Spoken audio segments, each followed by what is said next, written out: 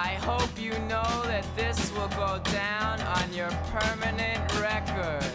So, obviously was not originally planning on filming today, but I have been reading for literally the past, I don't even know how long, and I just need a break. I just need a break to do something that is not reading obscure Victorian literature. So, happily, I have been tagged in something, which is funny because literally nobody on BookTube talks to me. I have no friends here. I know no one. I know nothing about what is going on. Cool. But I did get tagged in something for once. This is the best and worst tag, and it's pretty quick, which is why I'm doing it today. It's just kind of like a relaxed thing. I was tagged by Quaint and Curious Volumes, who has actually given me a shout out on his channel before, which is much appreciated and pretty cool. If I'm not mistaken, I am pretty sure that he used to be an English professor, but is now not doing that anymore. So you can check his channel out. Fair warning, he is a Melville stan. He does enjoy Moby Dick, so, you know, kind of a problematicism to look out for, because as you may know, I am a certified Melville hater. I did not like Moby Dick. Yeah, so this is the best and worst tag, and it's pretty simple. It's only 3 prompts, and yeah, I'm just gonna get into it. Okay, so basically the premise of this tag is you have like 3 different genres, and you have to pick out the best of that genre or category and the worst from your shelves, and it has to be something on your shelves, which is what makes it kind of difficult. So the first prompt is best and worst work of poetry on your shelves. Now, if y'all know anything about me, you will know that I do not read poetry. My brain just does not work that way at all. I am 110% a prose person. So this is gonna be tricky, and I need a second to look over my shelves. Okay, so this is actually a kind of weird one because I'm not a big poetry person, I'm never gonna hang on to a piece of poetry unless I actually really enjoyed it. I guess I'm like narrowing this down. I feel weird about how I'm narrowing this down because a lot of pieces of poetry I literally only have for like sentimental reasons. So in fact, I'm gonna like grab a couple of other ones here that I only have for sentiment. So this is gonna be like poetry that I am ambivalent about versus something that I'm actually like kind of soft for.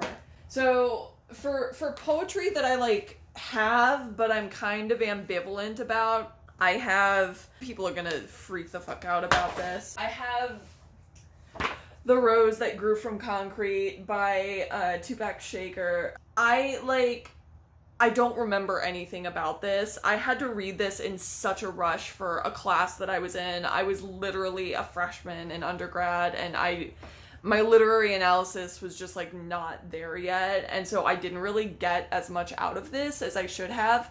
I still have it because it's sentimental for me because of the class that I read it in, which was literally the first ever literature class that I took in a college environment. And I'm pretty sure that it was specifically just writing by like authors and poets of color. And I did not get out of this what I could have. And so I have it because like I know if I reread it, I would probably enjoy it.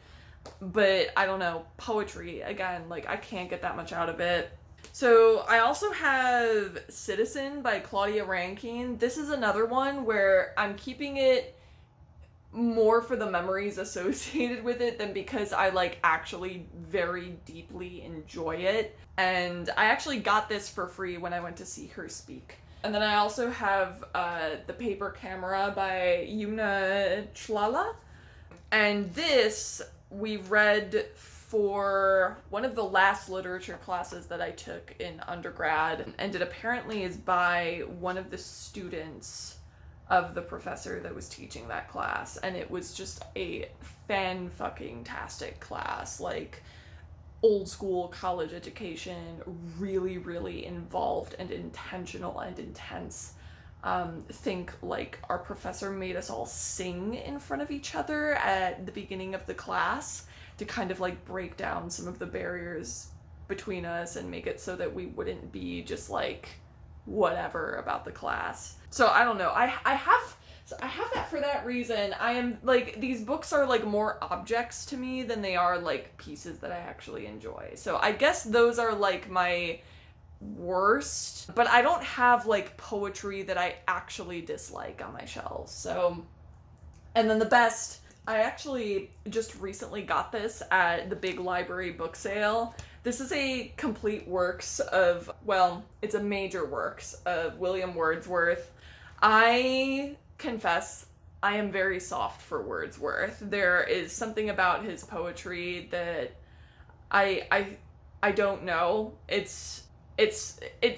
touches something in me. Like, his poetry is just one of those things where it's like, this is writing that you can see God in a little bit. And I don't know, I picked this up because I was like, I just know that it would be so nice to lie around on a lawn or in a clearing somewhere with like a little beverage and some Wordsworth to just flip through. Yeah, I don't know. This is probably my favorite.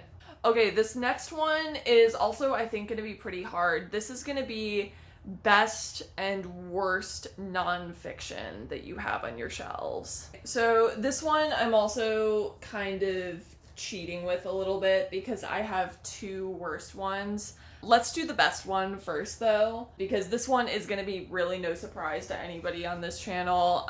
Breeding Sweetgrass. I recommend this to everybody. I have a ton of nonfiction on my shelves that is like really, really good, and you know, the whole time I'm reading it, I'm like, yes, and like I feel like I learned so much from it and blah blah blah. But this takes it one step further, where it's like, I saw God in this book. I feel like I'm saying that a lot lately, but that's the only way that I can express that like little extra thing that takes a book from amazing to sublime. It's just, it's singular. There, like, she's writing all this other stuff. I don't know if she could replicate this, but this is just an absolutely spectacular nonfiction, and it's probably one of my favorite things that I've ever read. That is the best. And the worst, I actually have two things. I'm kind of having trouble deciding between them because they're like the worst for different reasons. The first worst nonfiction, this is the narrative of Cabeza de Vaca. So this is a travel narrative, and it is about Cabeza de Vaca's expedition to North America in the 1500s and their encounters with the native people there. I don't know, I think it was the timing that I was reading this in. I needed to read this very, very quickly, and I couldn't really enjoy it that much for that reason. The actual narrative is, you know, it's stuff that was scrawled down while they were on their trip. And so it is very, very dry. It is not an exciting travel narrative. There are plenty of exciting travel narratives from this period of time. I couldn't really get into it. There are plenty of times, like, I'm pretty sure if I remember correctly, they almost starved to death on like several different occasions. On the whole, the colonists or explorers or whatever you want to call them, their experience is so miserable and awful and negative, and on top of that, they are just being really racist the entire time. And it wasn't in a way that was like interesting for me as like a cultural artifact, because this time period, you know, all of this is just not my thing at all. And yeah, I don't know, I feel like we didn't have like fantastic discussion about this. And also, why is this the dimensions of a coloring book? I hate that shit so much. It's so awkward on my shelf, and I am not a fan of that either. Okay, and then the other one that is like the worst on my shelf that has been kind of recently bugging me a little bit and I've been thinking about getting rid of. This is I'm Glad My Mom Died by Jeanette McCurdy. I really enjoyed this when I picked it up. I was really looking forward to reading it when I picked it up. But a part of me is also like, why do I care about Jeanette McCurdy's life? Looking back on it, it feels weird to me that I have all of this really personal information about her when I was never like a fan of her. I resent that this book was able to grab my attention and pull me in. You know, I'm trying to care less about the lives of celebrities and all of that. It's just a weird book. Is it weird to write a book called I'm Glad My Mom Died? You know, I was actually gonna make a video that was like book recommendations I would give to Commodus from Gladiator 2000, and this is one of them.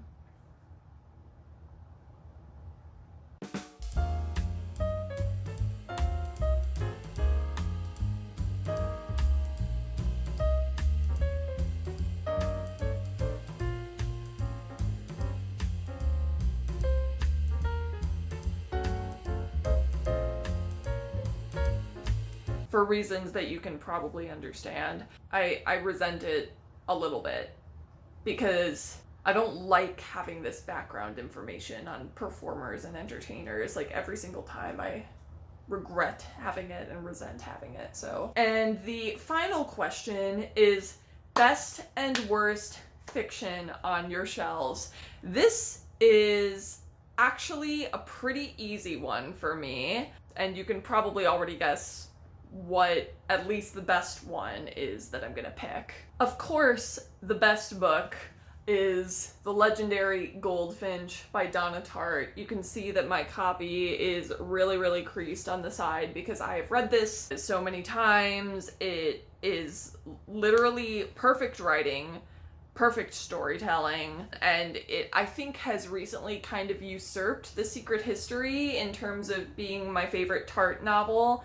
They kind of switch back and forth sometimes though, so, you know, disclaimer. Now, worst fiction on my shelf. So I have a lot of crap on my shelves that I didn't particularly enjoy. Like, just looking behind me, I'm like, E.M. Forster's A Passage to India, I didn't like. The House of the Seven Gables by Nathaniel Hawthorne, I didn't like.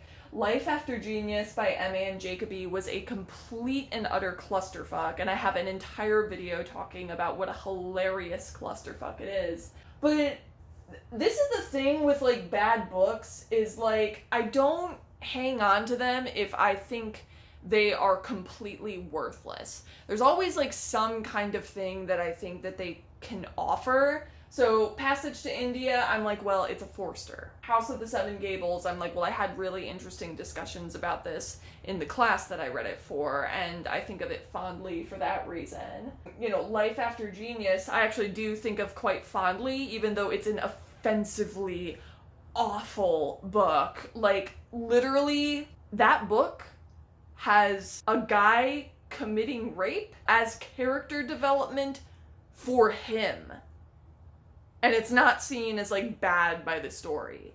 That is how fucking insane that book is. But it's so offensive, and it's so awful that I, like, cherish it in a way. Its offensiveness and its awfulness has brought me so much joy. And even something like The Good Wife of Bath by Karen Brooks, where it's like, I was so mad at the end. I did enjoy 75% of that book before it started getting into brain rot territory. So I never, like, hold on to stuff if I just, like, universally hate it. There is one book that made me so ridiculously mad, and that the only reason I'm holding on to it is not because of any of those previous reasons that I mentioned, and not because I see any worth in it, but because I have been tentatively planning to write something on it. And in fact, I did write a 25-page paper for a class on this book and a couple others of its ilk, but I haven't gotten around to trying to publish it and figuring out where I want to publish it and anything like that. So for the time being, I have to hold on to this fucking book. And that book is A Tip for the Hangman by Allison Epstein. What in the fanfiction.net was this book? This is a story about Kit Marlowe's life. And the author, how do I put this? The sex scenes in this read like they were written by a 16-year-old who has never had sex before. They do this thing that I'm always complaining about, where you have sex scenes that are completely disembodied, and you get like awkward descriptions like, it reached the peak of pleasure and I started to levitate above my bed and I was seeing stars, and then the angel Gabriel appeared and said that it was good. Like every single metaphor, instead of just like blatantly talking about sex in a way that is like adult and erotic without being porn. And plenty of literary novels do that. Like plenty of just normal novels do this. It's like, why are you writing a sex scene that is completely unnecessary to the plot if you are so blatantly uncomfortable writing a sex scene? And what's worse is that it's about Kit Marlowe. Like, this is literally fan fiction about a real deceased person who is not here and can't defend himself against you trying to woobify him. And this is the thing that also fucking bothers me about this book, is she woobifies Kit Marlowe. Kit Marlowe, who wrote like notoriously gory and offensive plays. Kit Marlowe, who, if he was alive today, would literally have been on 4chan. I am 99% sure. Kit Marlowe, who was, frankly, who had a mouth on him and who was hard. He literally did espionage for the government, and you're like, actually, he would have been a virgin at 19 and would be all shy about having never had sex.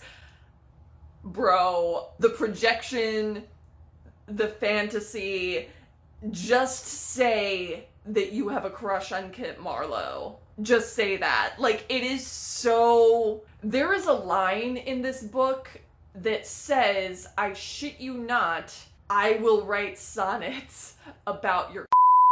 A part of me died when I read that, and part of me, like, it's just, this book makes me feel bad for Kit Marlowe.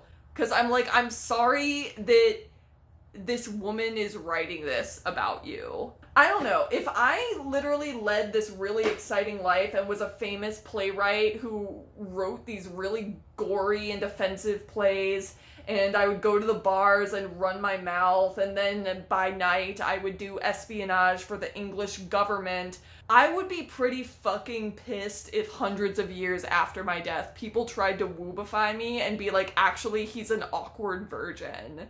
Anyway, yeah, that is my least favorite fiction on my shelves. It makes me so mad. As someone who has been known to enjoy a Marlowe play, it makes me really, really mad. So yeah, that is all for this tag. Yeah. I'm gonna feel really weird if I only tag Bailey in this, but I don't know who to tag other than Bailey. So maybe I'll come up with like a list of people to tag. But mention me in the description of your video because I want to be able to like see your video and say hello.